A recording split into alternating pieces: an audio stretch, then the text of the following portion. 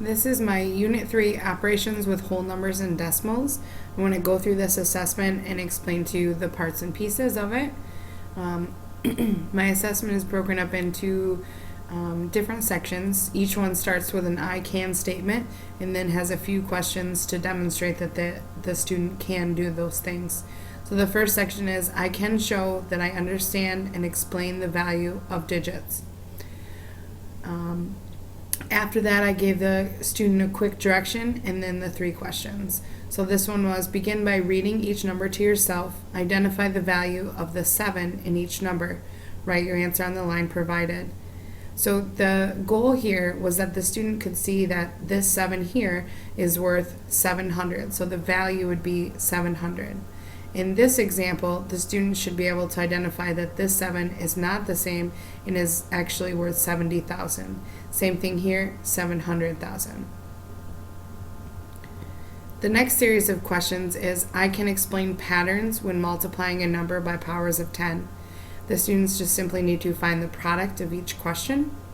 The first one, 10 to the power of 3, I would expect them to know that that's either 10 times 10 times 10 or 1,000. So they could have either one of those written here, but the goal is that they have 1,000 written there, or 1,000.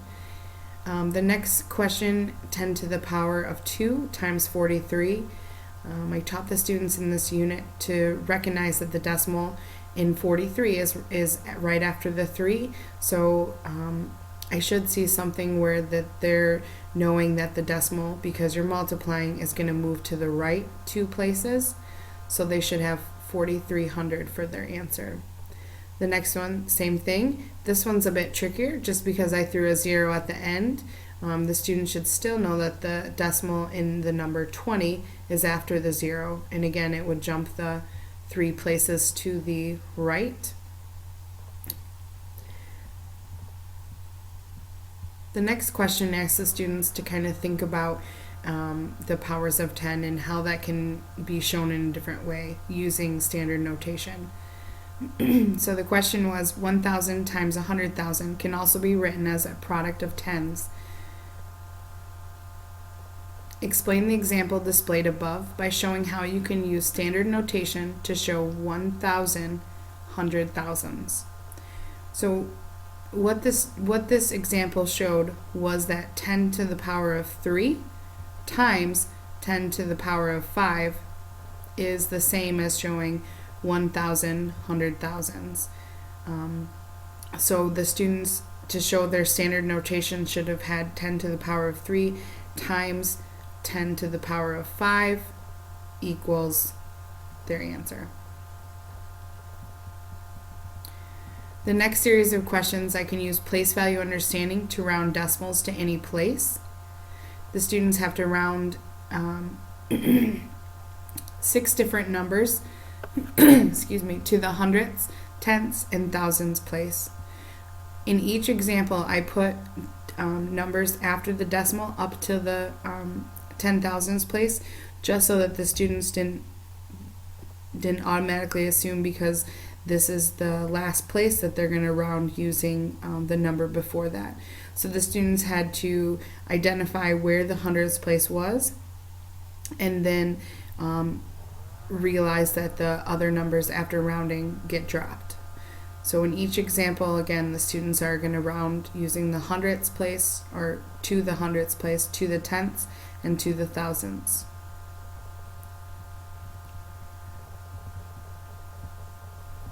The next series of questions shows that the students can read, write, and compare decimals to the thousandths. They have to, in these 3 questions, the students are going to use the greater than, less than, or equal to sign to make the number sentence true. So using these symbols, they're going to fill in how do you compare 324 and 56 hundredths to 342 and 56 hundredths. So in each example, the numbers are very similar, yet slightly different.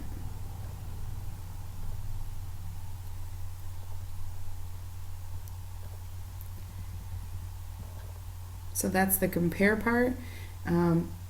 the students in this example just need to show that they know what this number is in written form. And again, all these choices are very similar, so the students need to pay close attention to the TH on the end of thousandths as compared to thousands. Same thing, the number before the decimal should not be thirds, it should be 3. The next example is a story problem using just showing that the students can identify decimal numbers. They can read them. So this one, Josh recorded the amount of time he spent on homework each week in January. Use the table Josh created to complete the questions. And it's just 4 different weeks of Josh doing his homework and the number of hours, all in decimal form. So the first question, which week did Josh spend the most time doing his homework? The goal would be to have students identify quickly that 1 and 75/100ths is the largest, so that's that week that he spent the most time doing his homework. The next question, the least amount of homework. Again, students are expected to know that 1 and 25/100ths is the least amount of time Josh would have spent doing his homework in hours.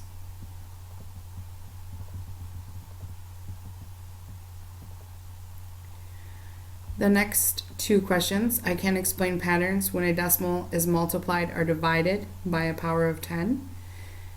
Solve the problem, then explain what is happening to the decimal point and why. Here, the students are expected to complete these 2 problems, not using the standard algorithm, but just doing it in their heads. So they should know that, again, multiplying brings the decimal to the right, so that would bring the decimal 2 places over because there's 2 zeros in 100. And then I just asked for a quick explanation of what the student is doing. So again, they should identify that the decimal is moving to the right because of multiplication. And here, dividing, same thing, the decimal moving to the left.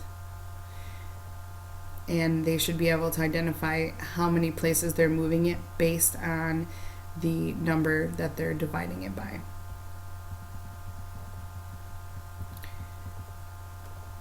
The next 3 questions, I can divide 4-digit dividends by 2-digit divisors.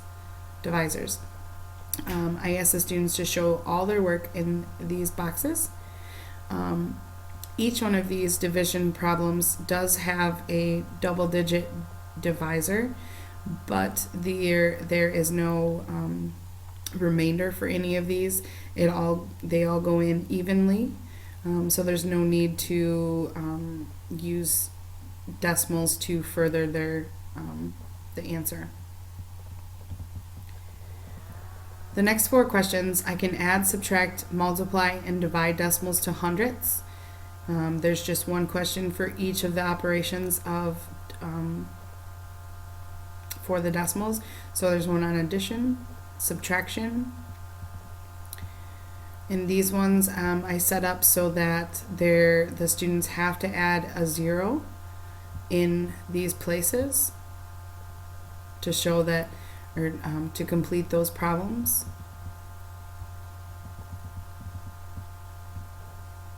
And again, 1 on multiplication and division.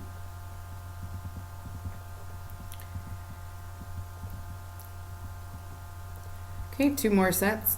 I can solve a problem and explain my thinking. So this page has some story problems that go along with our whole number and decimal operations. This one focuses on the decimals. So Pam and Jason timed how fast they could run around the gym 3 times. Pam said that she ran the 3 laps in 76 and 8/10 seconds. Jason timed himself to be 83 and 2/10 seconds.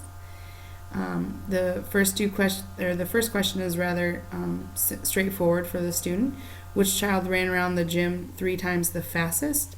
The students should be able to look at those 2 numbers and identify that Jason was slower than Pam, so Pam was the fastest student. And then the second step of the question was, how much faster was that child than the other? The students would then need to take the 2 decimals and subtract them from each other. knowing that Jason's time goes on top because it's the bigger number in the subtraction problem. And then they'll just need to explain what they did in that question and how they determined what to do, what operation to use. So last story problem, I can apply what I've learned to solve problems. Solve the problem and show your work. So Carlos made a trip from Grand Rapids, Michigan to Chicago, Illinois, and determined the trip was about 176 miles. The trip took Carlos exactly 3 hours to drive. What was the average rate in miles per hour? Again, the students are going to show their knowledge of division. So they'll set up the problem of 176 divided by 3 and show their work to go along with it. The goal would be to have students add the unit label of miles per hour to their answer. Again, that's the end of my Unit 3 assessment, and I hope that explains a little bit more about what this assessment covers and things to look for. Thanks.